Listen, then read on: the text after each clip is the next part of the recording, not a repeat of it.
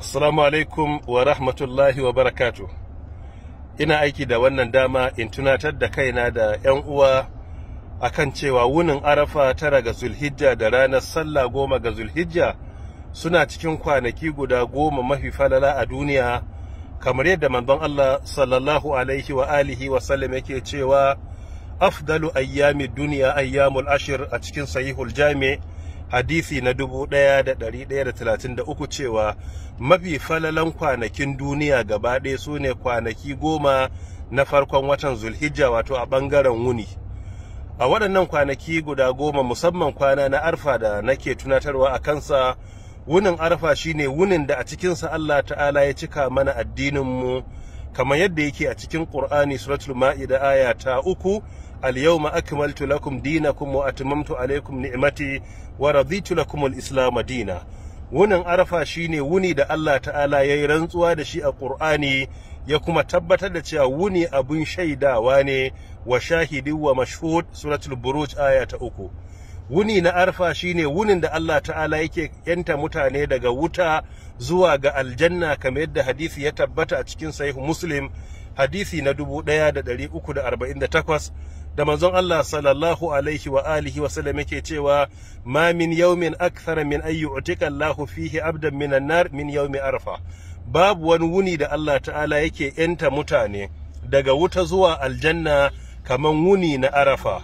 A cikin wannan wuni ne ake samun mafi falalan addu'a, khairu du'a du'a'u yawmi Arafa, wa khairu ma qultu ana wan nabiyyuna min ba'di la ilaha illa Allah wahdahu la sharika la lahul mulku wa lahul hamdu wa huwa ala kulli shay'in qadir.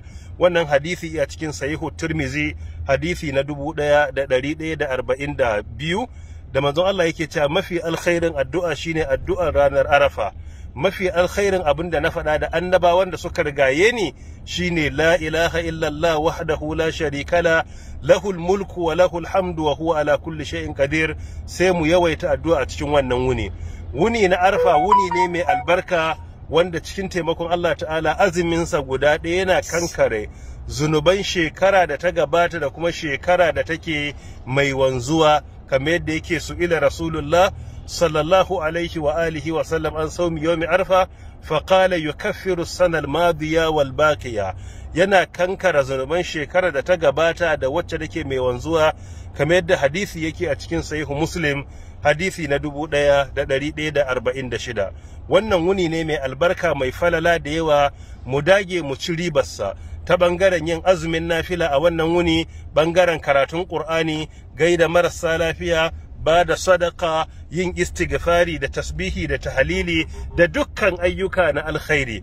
Kun misla Abubakar Siddiq radiyallahu an, mutum yayi kokarin zama kaman Abubakar Siddiq radiyallahu an, kamar yadda hadisi yazo a cikin sahihu Muslim a juz'i na 2 hadisi 108 da manzon Allah tsira da aminci su tabbata a gare shi yazo wajen sahabbai wata rana yana ta ganawa da su, suke cewa man asbaha minkum al-yawma sa'ima, yau waye gari a cikin ku yana azumi.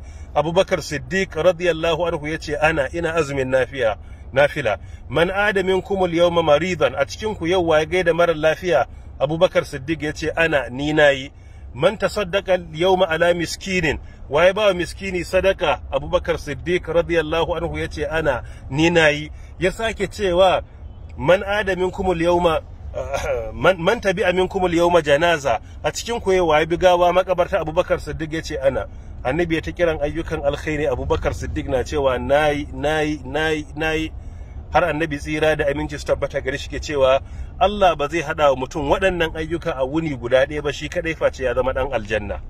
Kula ga wannan yawaita ayyukan alkhairi a wuni ɗaya, musamman wuni mai falala, yana sabbaba wa mutum sabon aljanna.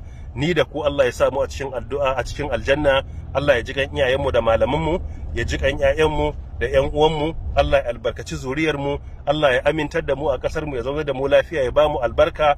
Allah ya biya mana dukkan bukatunmu na alkhairi da muke roƙonsa. Wassalamu alaikum wa rahmatullahi wa barakatuh.